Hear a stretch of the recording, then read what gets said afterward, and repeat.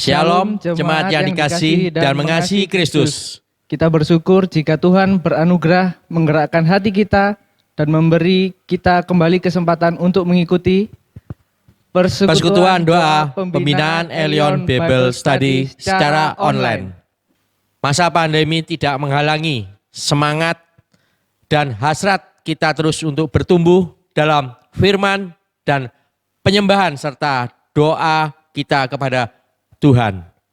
Untuk itu, persiapkan hati kita dan dengarkanlah panggilan persekutuan kita.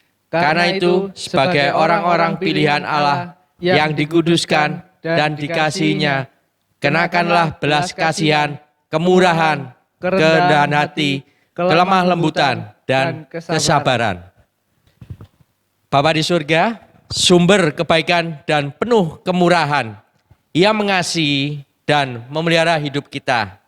Mari kita datang menyembahnya.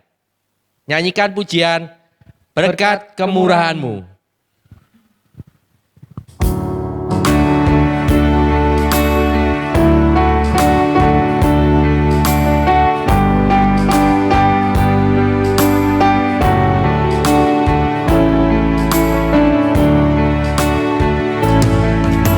Kau hiasi kehidupanku dengan kemurahan-Mu. Kau rancangkan masa depanku penuh dengan harapan. Aku ada saat ini, semuanya karena kasih-Mu. Aku hidup hari ini, semua berkat kemurahan-Mu. Terima kasih Yesus, Engkau sangat baik, teramat baik bagiku.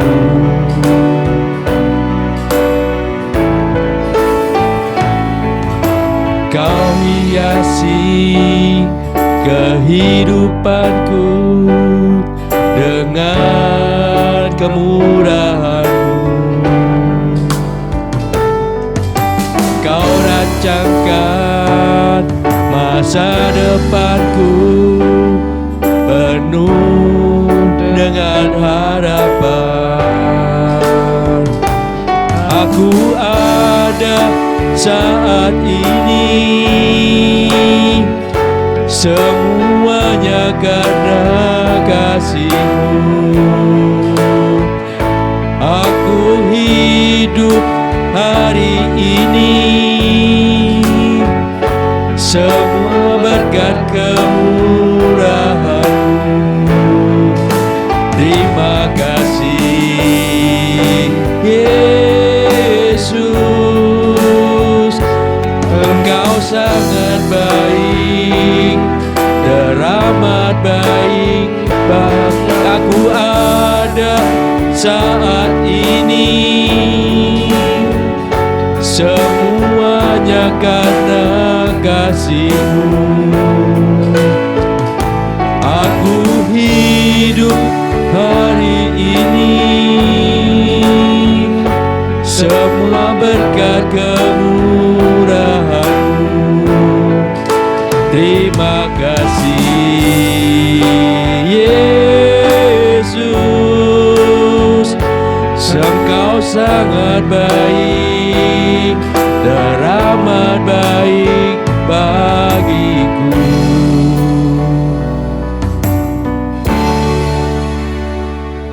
Doa pembukaan menyerahkan persekutuan EBS dalam kehadiran dan bimbingan Tuhan. Mari jemaat sekalian kita berdoa. Ya Tuhan Allah Bapa kami yang bertahta di dalam kerajaan surga, selamat malam Tuhan, terima kasih. Terima kasih kami ucapkan atas penyertaan-Mu pada malam hari ini Tuhan. Terima kasih untuk kesempatan-Mu pada malam hari ini. Engkau boleh izinkan kami untuk mengikuti persekutuan doa IBS ini Tuhan. Kami berdoa menyerahkan setiap jemaat, setiap kami Tuhan, untuk bisa mendengar firman-Mu Tuhan. Dan juga kami berdoa untuk hamba-Mu yang nanti akan menyampaikan firman-Mu. Engkau boleh bimbing, Engkau boleh sertai dan seturut kehendak-Mu. Dan juga kami memperoleh berkat dari-Mu Tuhan. Terima kasih Tuhan. Kami ucapkan terima kasih dalam nama Tuhan Yesus. Haleluya. Amin. Tak bersekudan, kasih setia Tuhan, tak habis-habisnya rahmat-Nya bagi hidup kita yang dikasihi-Nya. Kiranya kita menjadi anak-anak-Nya yang sungguh-sungguh dikasihi-Nya dan menghargai segala kemurahan Bapa kita di sorga, dengan hidup berkenan dan menyatakan kebaikan-Nya melalui hidup kita. Benar Kak Sandi, di masa pandemi yang penuh pergumulan dan kesulitan ini, adakah kita tetap percaya kebaikan-Nya dan memelihara kita? Dan adakah hati kita peduli kepada orang-orang di sekeliling kita supaya mereka juga mengalami kebaikan-Nya? Mari Pak Sasomo, kita ajak jemaat di rumah dengan penuh sukacita kita nyanyikan pujian Tuhan itu baik.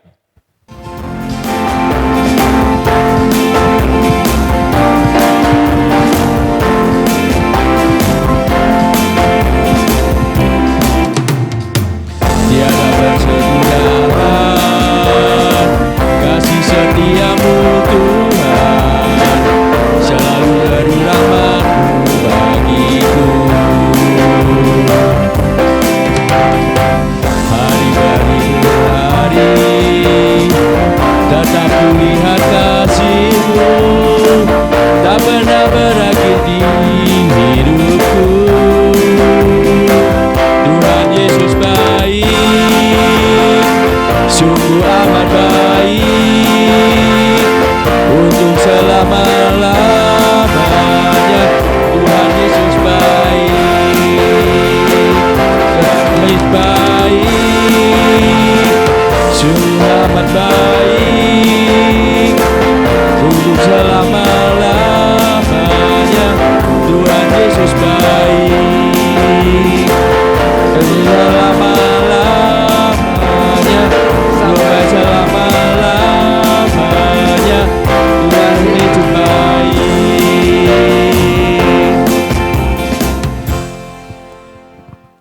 Shalom Bapak Ibu Saudara yang dikasihi dalam nama Tuhan Yesus. Malam hari ini kita masih persekutuan doa EBS, Elion Bible Study. Kita masih akan belajar bersama-sama tentang buah Roh Kudus. Sebelumnya, mari kita berdoa. Bapa di surga, kami mengucap syukur kembali Engkau menuntun kami untuk belajar firman-Mu. Berkati kami Tuhan yang menyampaikan dan juga yang saat ini duduk diam di hadapan Tuhan untuk boleh mendengarkan firman-Mu. Kiranya kuasa Roh Kudus yang menolong kami mengerti sendiri makna dari firman-Mu tentang buah Roh Kudus ini, dan terlebih berikan kami kemampuan untuk boleh menghidupinya. Di dalam nama Yesus kami bersyukur dan berdoa. Amin. Saudara, mari kita membaca sekali lagi buah Roh Kudus dari Galatia pasal 5 ayat 22 sampai 23. Demikianlah firman Tuhan. Tetapi buah Roh ialah kasih, sukacita, damai sejahtera, kesabaran, kemurahan, kebaikan, kesetiaan, kelemah lembutan, penguasaan diri. Tidak ada hukum yang menentang hal-hal itu. Amin. Bapak Ibu Saudara, mungkin kita bisa mereview dulu apakah itu buah Roh Kudus, ya. Roh Kudus atau buah Roh Kudus itu adalah hasil karya Roh Kudus, yaitu sesuatu yang dihasilkan, yang dikerjakan oleh Roh Kudus di dalam kehidupan orang-orang percaya.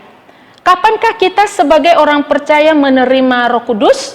Alkitab jelas mengatakan di dalam Efesus pasal 1 ayat 13 sampai 14 dikatakan di sana bahwa orang-orang menerima Roh Kudus ketika seseorang itu percaya kepada Yesus, menerima Yesus sebagai Tuhan dan mengakuinya sebagai juru selamat pribadinya. Nah, saudara, apakah tujuan Allah memberi Roh Kudus? Banyak tujuan di dalam Alkitab yang bisa kita lihat tujuan Allah memberi Roh Kudus. Dan salah satu tujuan utama datangnya Roh Kudus ke dalam hidup orang-orang percaya, yaitu adalah untuk mengubahkan hidup kita dan menyesuaikannya dengan gambar Allah. Dan setelah ia menyesuaikan, ia membawa kepada keserupaan dengan Kristus Yesus. Saudara, mungkin menjadi pertanyaan bagi kita, mengapa kita harus serupa dengan Kristus? Bukankah itu sesuatu yang tidak mungkin? Saudara, ketika kita memanggil Dia Bapa, maka kita sebagai anak ini harus siap dibimbing oleh Roh Kudus agar hidup kita ada di dalam keserupaan dengan Bapa itu, agar kita bisa menjadi orang-orang yang hidupnya berkenan kepada Tuhan dan memuliakannya, sehingga menjadi suatu tuntutan dan juga menjadi suatu kewajiban yang menjadi tujuan Allah di dalam hidup saya dan saudara, yaitu adalah untuk semakin serupa dengan Kristus. Karena Dia adalah Allah kita, karena Dia adalah Bapa kita, dan tujuan hidup kita adalah untuk hidup seturut dengan kehendaknya, sehingga hidup kita ini boleh berkenan kepadanya. Saudara, buah Roh Kudus, kalau kita melihat di dalam Galatia pasal 5 ini, juga disebut sebagai natur Allah atau karakter Allah. Dan ini sangat berlawanan dengan apa yang disebut dengan kedagingan atau natur dosa. Natur Allah menghasilkan buah yang berbeda dengan natur dosa. Kita melihat di dalam Galatia pasal 5 ayat yang ke-19 sampai 20. Ayat 19 sampai 21 itu tentang natur dosa. Saya akan baca, yaitu percabulan, kecemaran, hawa nafsu, penyembahan berhala, sihir, perseteruan, perselisihan, iri hati, amarah, kepentingan diri sendiri, percideraan, roh pemecah, kedengkian, kemabukan, pesta pora, dan sebagainya. Tetapi kalau kita melihat natur Allah atau buah roh, ayat di 22 dikatakan, tetapi buah roh ialah kasih, sukacita, dan seterusnya. Jadi saudara, kita bisa melihat di sini bahwa hal yang sangat bertentangan antara natur Allah dengan natur dosa. Saudara, mungkin pernah kita mendengar bahwa seseorang itu dikenal sebagai pengikut Kristus bukan hanya melalui nama agamanya saja, tetapi seseorang dikenal sebagai pengikut Kristus ketika ia hidup sama seperti Kristus, ketika ia hidup berusaha menyenangkan Kristus, hidup memuliakan Kristus. Itulah yang disebut pengikut Kristus. Tetapi orang-orang yang tidak sungguh-sungguh mengenal Kristus, maka ia akan hidup berbeda sebagaimana Kristus hidup. Tetapi hidupnya akan sama seperti dunia yang tidak mengenal Kristus. Saudara, kita akan melihat buah Roh Kudus yang kelima, yaitu adalah kesabaran, atau di dalam bahasa aslinya makrotumeia. Saudara, apa itu kesabaran? Di dalam tulisan Paulus diartikan sebagai sikap menahan diri atau kesanggupan menahan diri terhadap perilaku orang lain. Jadi kesabaran adalah perilaku menahan diri yang kuat ketika berhadapan dengan perbuatan orang yang menentang atau menekan kita. Dan hasilnya adalah menekan akibat yang akan ditimbulkan, yaitu merusak, kegeraman, segala kebencian, dan juga menahan perlawanan. Mungkin kita katakan, bagaimana caranya? Bagaimana kita bisa menahan dengan kuat ketika ada sesuatu yang sedang membuat kita sakit hati atau menekan emosi atau perasaan kita? Caranya yaitu adalah kita menjaga hati kita sendiri agar tidak terintimidasi atau terpengaruh terhadap sikap negatif dari lingkungan sekitar kita. Ya, di dalam Amsal dikatakan bahwa orang yang sabar itu melebihi pahlawan dan melebihi orang yang merebut kota. Jadi sekali lagi, kesabarannya itu adalah kemampuan untuk menahan dengan kuat ya terhadap situasi hal-hal yang negatif di sekitar kita. Yang kedua saudara, bahwa kesabaran ini adalah gambar daripada natur Allah. Ya, sikap ini selalu berhubungan dengan kasih Allah. Di dalam 1 Korintus 13 ayat 4 dikatakan di sana bahwa kasih itu sabar, kasih itu murah hati. Saudara, tidak ada contoh lain yang bisa kita lihat di dalam hal kesabaran ini kecuali di dalam kehidupan Tuhan Yesus. Apakah contoh kesabaran di dalam kehidupan Tuhan Yesus? Kita ingat saudara, ketika di dalam peristiwa salib, di mana ia diperlakukan sangat tidak manusiawi, di mana ada penghinaan, dia diludahi, di mana di sana ia mengalami pencambukan yang bertubi-tubi, dia difitnah dan bahkan juga diludahi dan segala hal-hal yang lainnya yang diterima oleh Kristus. Tetapi di sana kita melihat bahwa Tuhan sama sekali tidak membalas semua perlakuan jahat tersebut. Yesus tidak membalas bukan berarti bahwa ia tidak berdaya atau powerless, saudara. Karena di dalam Matius 26 ayat 53 dikatakan di sana, bukankah dia bisa memanggil 12 pasukan malaikat untuk membantu jika itu yang diinginkannya? Namun Kristus tidak melakukannya. Tuhan menunjukkan kesabarannya yang luar biasa di dalam menanggung semua penderitaan salib agar rencana keselamatan Allah itu dapat tergenapi. Saudara, dari teladan Tuhan Yesus ini kita melihat bahwa kesabaran bukan berarti tidak mampu atau bukan karena tidak mempunyai kekuatan untuk menyatakan keadilan, tetapi lebih ke arah kesanggupan menahan atau mengekang diri sekalipun segala potensi untuk melawan itu ada, saudara. Jadi kesabaran tidak sama juga dengan sikap terima nasib, ya, pasif yang apatis. Tetapi ia mampu menahan emosi agar ia bisa menghindari hal-hal yang sifatnya destruktif ataupun akan merusak. Ya. Kemudian saudara, yang ketiga kita akan melihat bahwa kesabaran juga menunjukkan tingkat kualitas kehidupan orang percaya sebagai manusia baru yang telah menerima anugerah keselamatan dari Allah. Di dalam Kolose pasal 3 ayat 12 dikatakan di sana, karena itu sebagai orang-orang pilihan Allah yang dikuduskan dan dikasihinya, kenakanlah belas kasihan, dan di sana dikatakan kenakan juga kesabaran.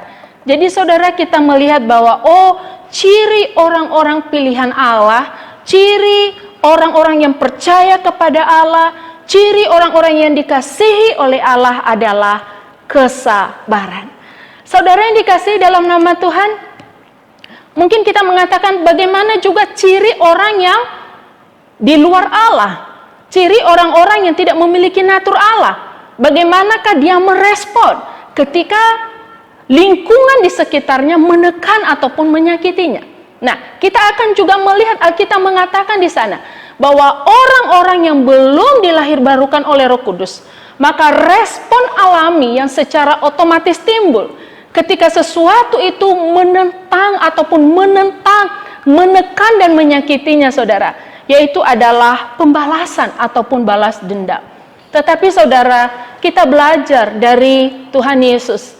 Ketika ada orang yang bersalah, kita harus berkata, ampunilah mereka sebab mereka tidak tahu apa yang mereka perbuat. Kesabaran sekali lagi adalah pekerjaan Roh Kudus yang menghasilkan kualitas karakter yang sesuai dengan natur Allah. Saudara yang dikasih dalam nama Tuhan, mungkin saudara sudah tidak asing lagi dengan berita viral ya akhir-akhir ini, dan mungkin sebagian besar jemaat juga mendengar tentang hal-hal yang terjadi di Prancis ya saudara, sehingga terjadi boikot boikot besar-besaran produk dari Perancis. Saudara, kita pernah mengalami hal yang sama ya.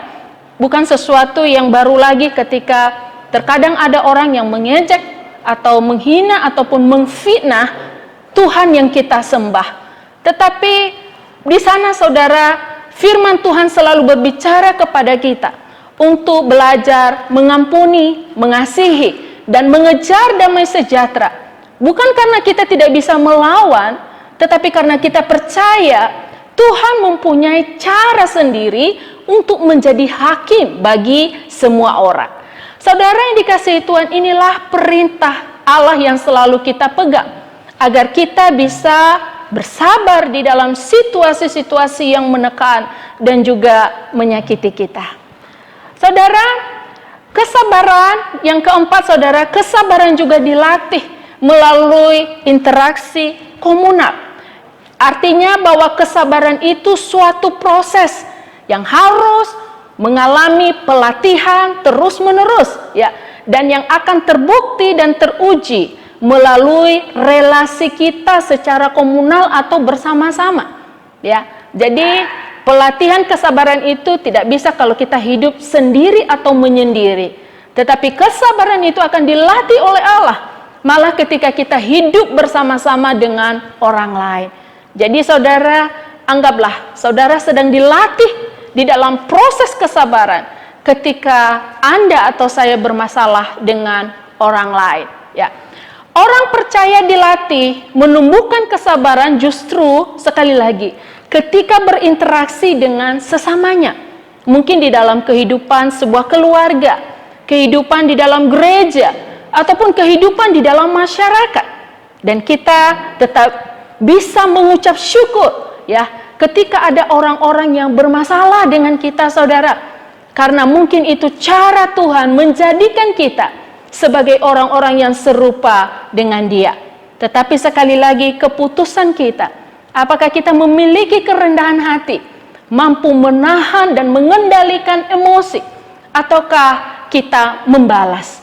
Sehingga saudara, kita bisa memilih apakah kita mau serupa seperti Kristus, ataukah mau serupa seperti dunia hidup. Saudara yang dikasihi dalam nama Tuhan, buah yang keenam, yaitu adalah kemurahan. Apakah kemurahan? Kemurahan adalah sikap mau peduli terhadap kepentingan dan kebutuhan orang lain. Dan kemurahan ini hanya bisa dialami dan dirasakan ketika ada tindakan yang nyata yang ditunjukkan, ya. Dan ini merupakan salah satu wujud kasih yang terlihat dari orang-orang yang mengasihi dengan tulus. Jadi tidak dapat kita mengatakan seseorang murah hati kalau ia tidak menunjukkannya, ya. Bagaimana ia menyatakan kemurahan hati itu? Saudara, apa yang menjadi dasar kemurahan hati orang-orang percaya? Dasar kemurahan hati kita adalah kemurahan Allah. Dalam hal di mana Allah menerima kita, mengampuni kita sebagai orang-orang yang berdosa. Dan kemurahan hati Allah juga ketika Ia selalu siap menantikan orang-orang berdosa datang untuk bertobat, saudara. Dan kita melihat juga di dalam tindakan yang nyata di dalam pelayanan Yesus, bagaimana kemurahannya dinyatakan ketika Ia menjumpai orang-orang yang sakit, orang-orang yang menderita sakit penyakit, bahkan orang-orang yang miskin, dan juga orang-orang yang terasingkan, ya, atau yang termarginalisasikan, seperti pemungut cukai dan banyak hal lain lagi yang terkadang diasingkan oleh manusia. Tetapi di sana Allah datang karena kemurahan hatinya. Ia menerima, Ia menjadi sahabat, Ia menjadi teman bagi orang-orang yang mungkin saudara sangat menderita. Saudara yang dikasihi Tuhan, menyatakan kemurahan itu adalah suatu tindakan yang melampaui kewajiban. Artinya saudara bahwa kita melakukannya bukan karena sudah menjadi tugas atau kewajiban kita, tetapi kemurahan itu melampaui kewajiban. Karena kita memiliki hati untuk menyatakan perbuatan kemurahan Allah. Karena Kristus sendiri juga telah menyatakan kemurahan di dalam hidup kita. Kemurahan hati juga melampaui imbalan atau reward, artinya kita tidak mengharapkan balas jasa atau dibayar karena sudah menunjukkan kemurahan. Karena apa saudara? Kemurahan hati itu sendiri memiliki imbalannya saudara, yaitu sukacita batiniah. Ya, ada kebahagiaan tersendiri, ada damai sejahtera tersendiri ketika kita bisa menjadi berkat bagi sesama. Saudara, mungkin saudara pernah mendengar kisah tentang Laut Mati, saudara. Mengapa dia disebut Laut Mati atau Danau Mati, saudara? Ini karena laut ini tidak mengalirkan air lagi kemana-mana, saudara. Jadi, laut atau sebenarnya ini danau ya, disebut sebagai danau. Ia hanya menampung air saja. Dia menampung air yang dialirkan dari Bukit Hermon, dari Sungai Yordan, dan juga dari Danau Galilea. Dan laut itu menahan airnya, di mana ia tidak mengalirkannya lagi kemana-mana. Sehingga saudara otomatis kandungan mineralnya, terutama garamnya ini sangat tinggi saudara. Ya, dan ini mengakibatkan bahwa tidak ada makhluk yang bisa hidup di sana. Sehingga ia disebut sebagai laut mati, di mana tidak ada kehidupan yang bisa didapat di sana. Jadi dia hanya menampung air saja dari Bukit Hermon, Sungai Yordan, dan juga dari Galilea, dan ia sendiri tidak menyalurkan air itu kemana-mana.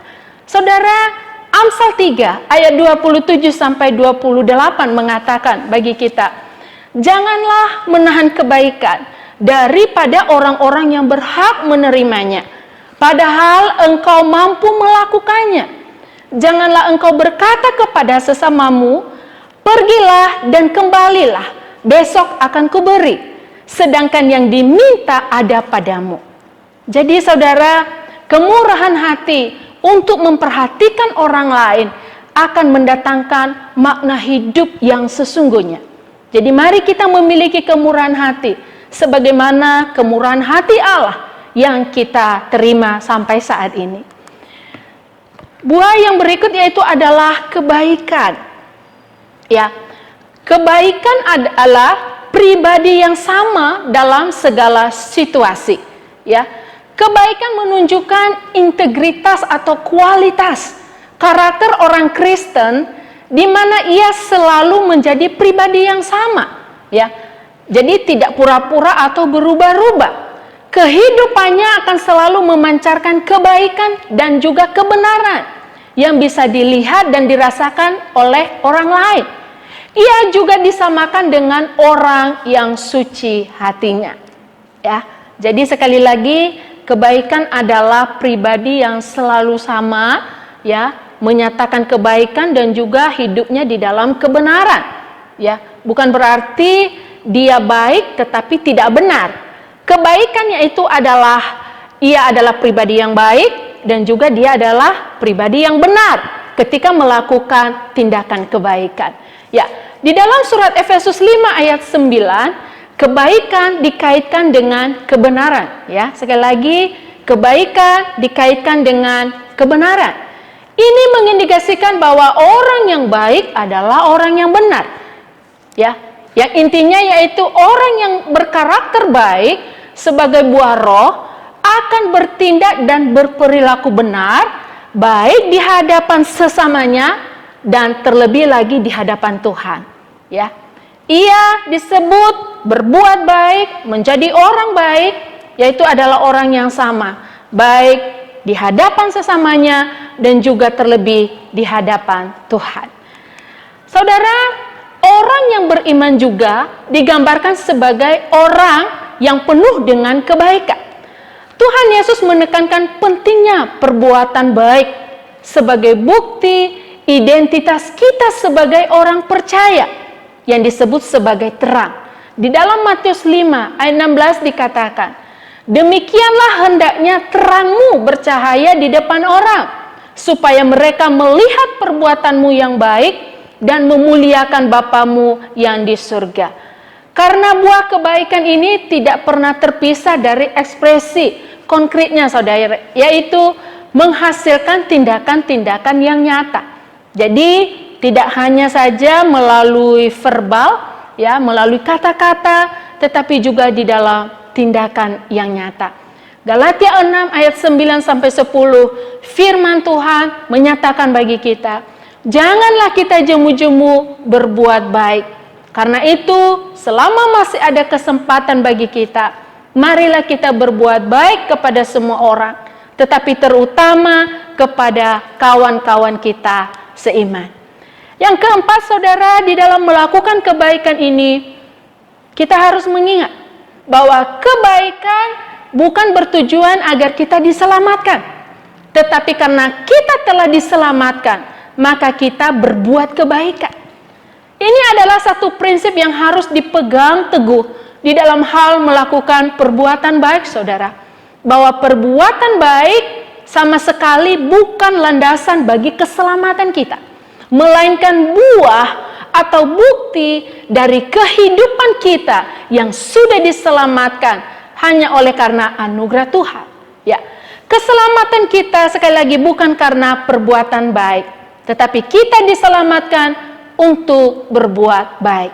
Ini adalah konsep iman kekristenan, ya, berbeda dengan berbagai pengajaran agama di dunia ini, di mana mereka memiliki konsep berbuat baik supaya diselamatkan. Yang kelima, saudara, di dalam perbuatan baik kita harus waspada terhadap setiap motivasi. Ya, satu hal yang perlu diperhatikan oleh orang Kristen, ya, tatkala melakukan perbuatan baik, kita harus hati-hati terhadap motivasi hati. Apakah yang menggerakkan kita berbuat baik untuk menolong orang lain? Apakah tindakan kebaikan hati tersebut benar-benar didorong oleh kerinduan untuk memuliakan Allah? Atau ada unsur lainnya? Saudara, ketika saudara berbuat baik, maka ketika perbuatan baik yang dikerjakan itu berdasarkan motivasi yang tidak benar, maka itu juga akan menjadi hal yang tidak benar di hadapan Tuhan.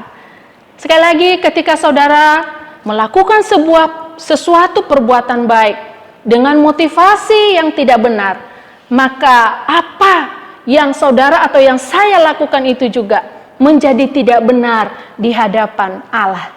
Saudara, sebagai contoh kita bisa melihat, saudara, awal mulanya ya, adanya COVID-19 di Indonesia ini. Kita melihat bahwa semua barang-barang khususnya yang terkait dengan kesehatan sangat mahal, saudara. Dan di sana banyak orang yang peduli, ya. Tetapi kita tidak bisa membohongi bahwa ada sebuah kenyataan juga, bahwa di samping ada orang-orang yang peduli, ada juga orang-orang yang mengambil kesempatan di dalam kesempitan, di mana ada beberapa yang menjual, ya, barang-barang kesehatan, alat-alat kesehatan dengan harga yang sangat mahal. Nah, saudara, kepedulian kita terhadap orang lain, sekali lagi kita harus melihat apakah dengan tujuan yang benar, yang berkenan kepada Tuhan. Karena ketika kita memiliki motivasi yang salah, maka kebaikan apapun itu menjadi salah di hadapan Tuhan. Jadi saudara, melalui perikop ini, mari kita terus memohon bimbingan Roh Kudus untuk menuntun kita memiliki natur Allah di dalam hal kesabaran, kemurahan, dan juga kebaikan. Sehingga sekali lagi hidup kita ini memuliakan Allah dan berkenan di hadapannya. Saya akan menutup di dalam Galatia 5 ayat 25, dikatakan di sana, jikalau kita hidup oleh Roh, baiklah hidup kita dipimpin oleh Roh. Kiranya kita diberkati dengan terus mengikuti tuntunan Roh Kudus, bagaimana kita dibawa di dalam keserupaan dengan Kristus. Hidup kita semakin diubahkan dan disesuaikan sebagaimana yang Allah mau di dalam hidup kita. Amin. Mari kita berdoa. Bapa di surga, kami mengucap syukur Roh Kudus yang kami terima, kami percaya Tuhan sedang berkarya di dalam kami, baik di dalam hal kesabaran, dalam hal kemurahan hati, dan juga di dalam hal kebaikan. Kami mau hidup serupa dengan Kristus, dan beri kami kemenangan Tuhan, supaya hidup kami ini memuliakan Engkau. Kami bersyukur buat firman-Mu, dan kiranya Engkau melanjutkan Roh Kudus, supaya kami boleh melakukannya. Di dalam kerendahan hati, kami mau dibentuk dan dilatih oleh Allah, sehingga hidup kami ini menjadi terang yang sesungguhnya dan memuliakan Bapa di surga. Di dalam nama Tuhan Yesus kami berdoa. Amin. Jemaat terkasih, kita bersyukur untuk kebenaran firman Tuhan yang membimbing pertumbuhan karakter hidup kita, yang menuju keserupaan dengan Kristus. Oleh anugerah dan karya Roh Kuduslah yang makin menguduskan relasi kita dengan sesama untuk bertumbuh dalam kesabaran, kemurahan, dan kebaikan. Sebelum kita memasuki dalam doa-doa, sebagai bukti kasih kita kepada Allah dan sesama, mari nyanyikan pujian Sentuh Hatiku.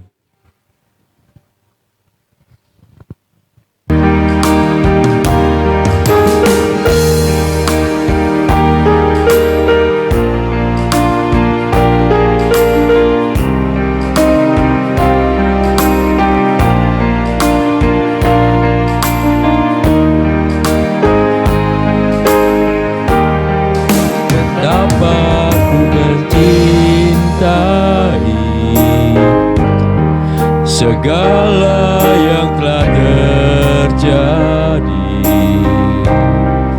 Tak pernah sendiri, jalan hidup ini selalu menyertai. Betapa ku menyadari di dalam hidupku ini, ku selalu memberi rancangan terbaik oleh karena kasih.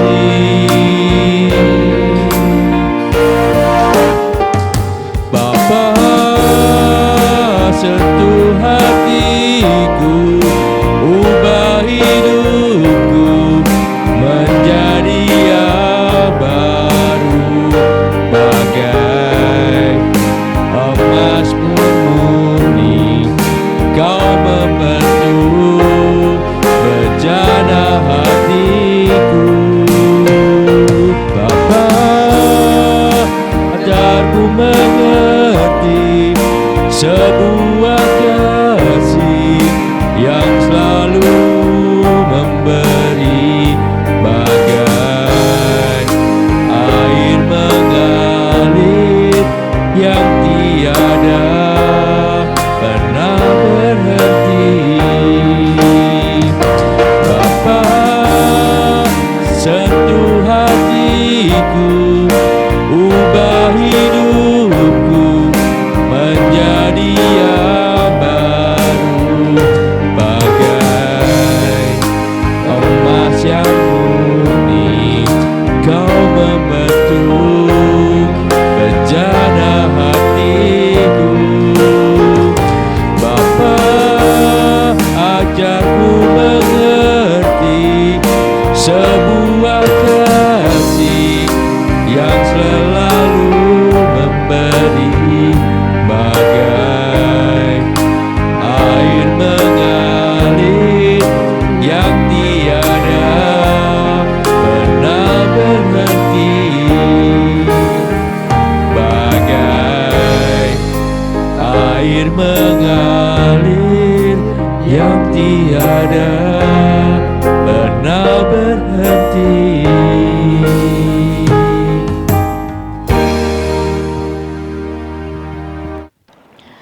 Baik saudara, kita akan menaikkan beberapa doa syafaat kita. Saya juga berharap Bapak Ibu bisa berdoa di rumah dan kita akan berdoa bersama-sama. Yang pertama, mari kita mengucap syukur kita memiliki Roh Kudus dan berdoa Ia terus membimbing kita untuk menjadi serupa dengan Kristus. Mari kita berdoa. Tuhan, kami mengucap syukur Engkau memberi kami Roh Kudus yang juga adalah pribadi Allah. Dan tolong kami Tuhan, supaya kami terus peka akan tuntunan dan bimbingan Roh Kudus. Bagaimana kami hidup di dalam keserupaan dengan Allah, baik di dalam hati kami, pikiran kami, perkataan dan perbuatan kami.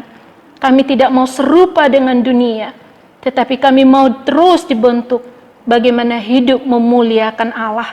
Dalam nama Tuhan Yesus kami berdoa dan bersyukur. Amin. Yang kedua, saudara, mari kita berdoa agar Tuhan mengubahkan dan melepaskan kita di dalam segala titik-titik kelemahan kita. Mungkin di dalam hal kesabaran, kemurahan, ataupun kebaikan. Ya, Tuhan menolong kita untuk berubah seperti yang dikehendaki oleh Tuhan. Karena tanpa pertolongan Roh Kudus, maka kita tidak bisa mengalami perubahan itu. Mari kita berdoa, Tuhan menolong kita. Bapa di surga, Engkau pribadi yang mengenal setiap kami, tidak ada yang tersembunyi di hadapan-Mu. Kami lemah Tuhan, mungkin di dalam hal kesabaran, di dalam hal kemurahan hati, dan juga di dalam hal kebaikan. Tetapi biarlah firman-Mu terus menuntun kami. Kami mau meneladani Engkau, meneladani Tuhan Yesus di dalam hal kesabaran, dalam hal kemurahan hati, dan juga di dalam hal kebaikan.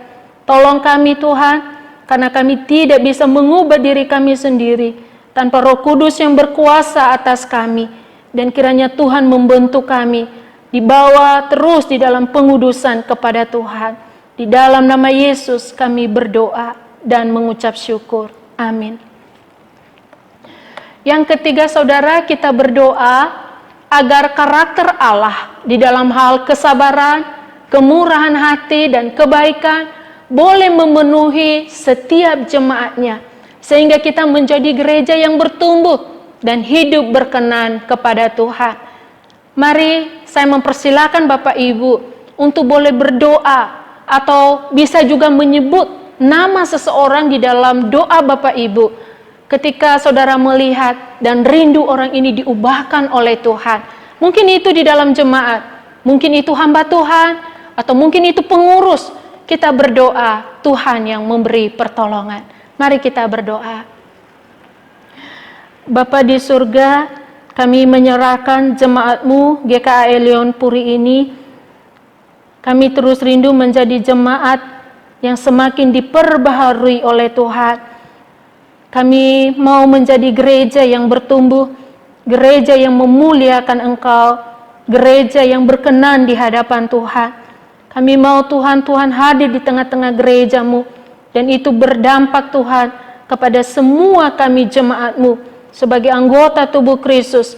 Bagaimana kesabaran, kemurahan hati, dan kebaikan boleh ada di tengah-tengah jemaat-Mu, dan sungguh hidup kami menjadi jemaat yang sungguh menyenangkan dan memuliakan nama Tuhan. Amin.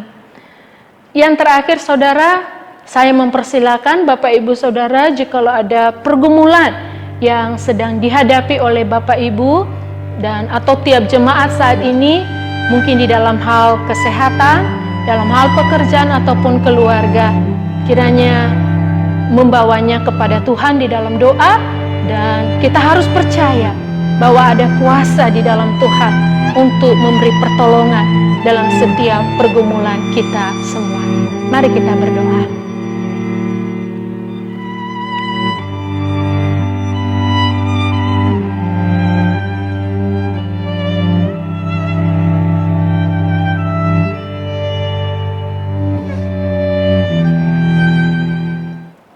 Amin.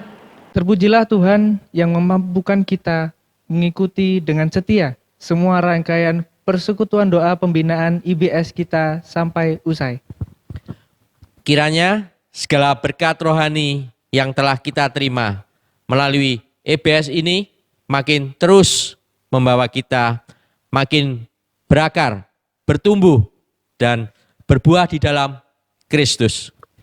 Oleh kemurahannya, kami segenap yang melayani akan undur diri dan mengucapkan Karya Roh Kudus yang mengerjakan buah roh, kesabaran, kemurahan, dan kebaikan dalam relasi kita dengan semua orang.